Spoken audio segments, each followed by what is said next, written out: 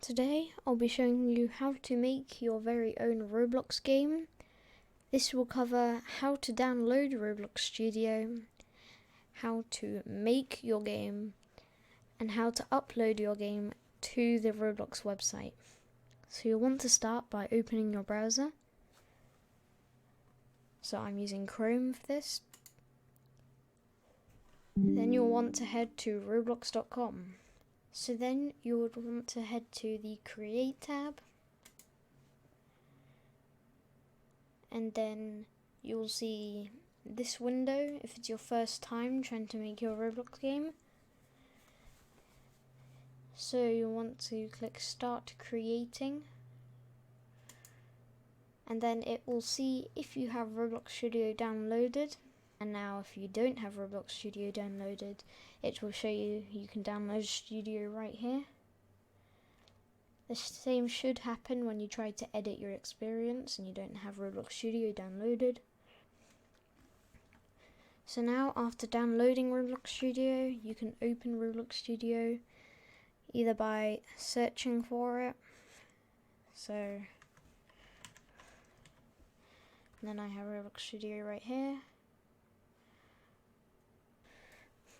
Or if you have a taskbar shortcut or another shortcut on your desktop. So I'm just going to open it by searching for it. So here's Roblox Studio and I'll just click on it.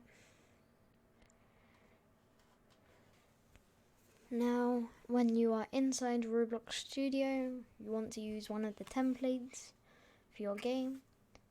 So if you want some nice landscape for your game, I would recommend either the starting place, Move It Simulator, Pirate Island, and Castle. But that's just my opinion. You might like other ones. Now I'm just going to go with the classic base plate, but you can go with whatever you want for your game. So now inside Roblox Studio, will be your interface for Roblox Studio.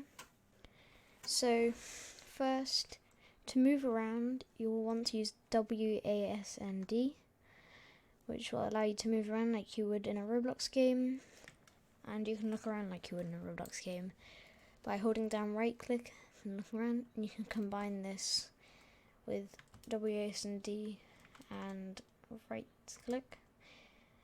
More in one direction you head will make you go faster in a certain direction. Place your mouse somewhere on the screen, it will slowly zoom in that direction.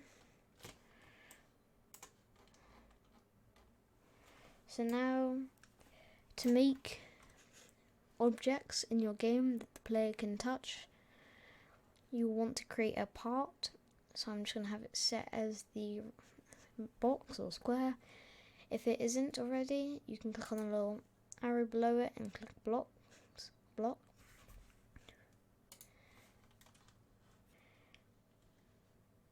So you'll now see that a new part has appeared in the Explorer window inside of the workspace, because this whole area that we're in right now is considered the workspace.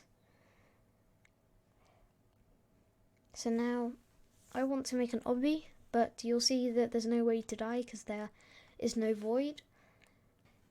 So to delete the base plate, you'll want to select it in the workspace and backspace.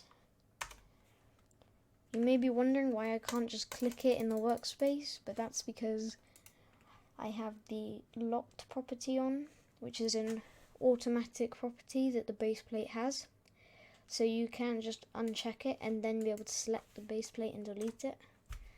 But so now that we have first part for the obby, I want to make it bigger so the player can actually stand on it. So you'll want to select it either in the workspace in the Explorer window, or just by clicking it in the workspace. Then you'll want to use the scale tool in the home section. So I'll just click on it. Now we are using the scale tool. Now you can scale it up by using these spheres. So this is going to be my small platform for players to spawn. But the thing is, they may not spawn on this certain platform if I have multiple. It might just spawn in the middle of the map, and we don't know if this is the middle of the map unless we set coordinates to 0, 0. So what you'll want to do to set a preset spawn, if it's more convenient for your map instead of setting it to 0, 0, you'll want to go to the model section at the top, go over to the gameplay section and click on spawn. So now you'll see that the spawn is bigger than the plate underneath itself, so we'll want to size it up again with the scale tool. Now sometimes in obbies you might see that you spawn there but there isn't any spawn pad. So to remove it so you don't have this big ugly spawn pad here, setting the collision so I can make it so you can't collide with it. Make sure it's anchored.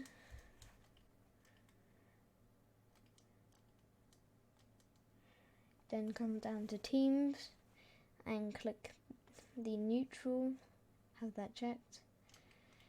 Keep going up.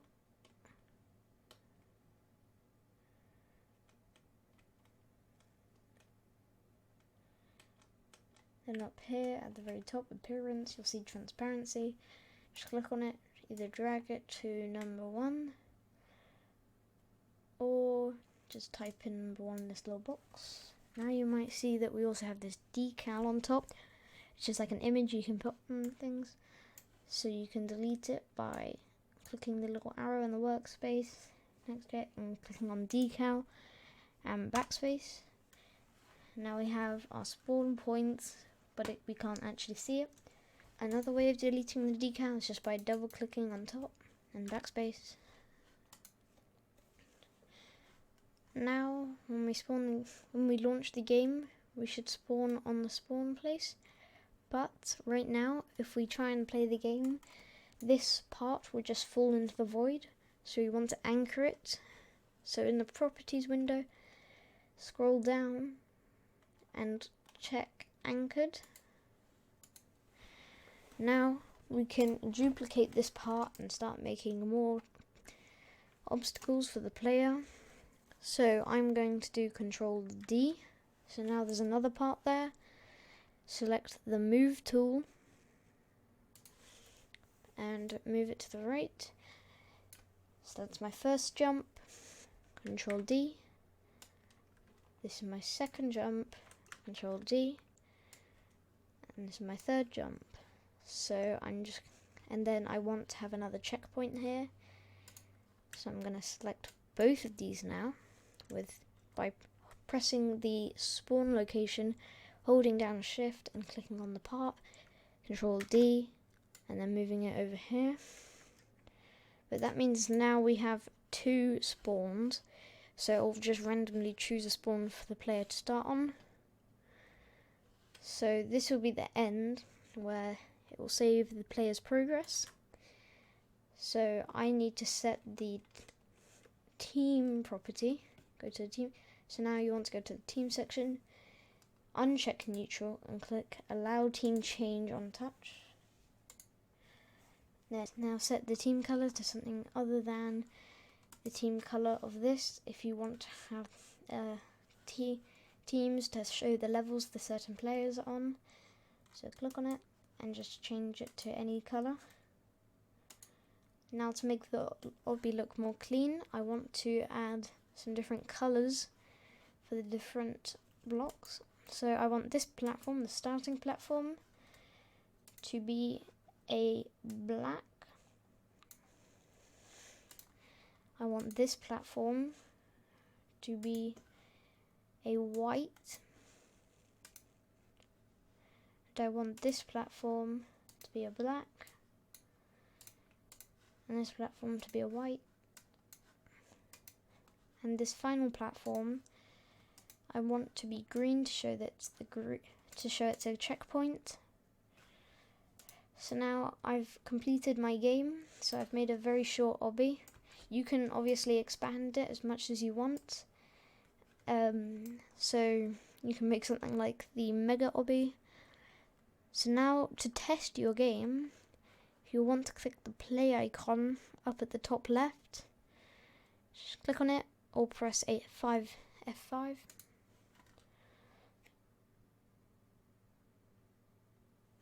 So now we spawn at the beginning point, you can see right here. Jump, jump, jump. Then we get to this checkpoint. Now you'll see if we die, we should respawn at our checkpoint.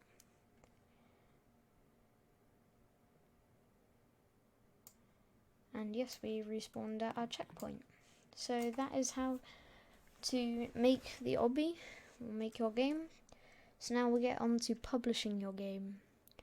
So you'll want to exit the test. So you'll want to click on the red icon up here or press F5 plus shift.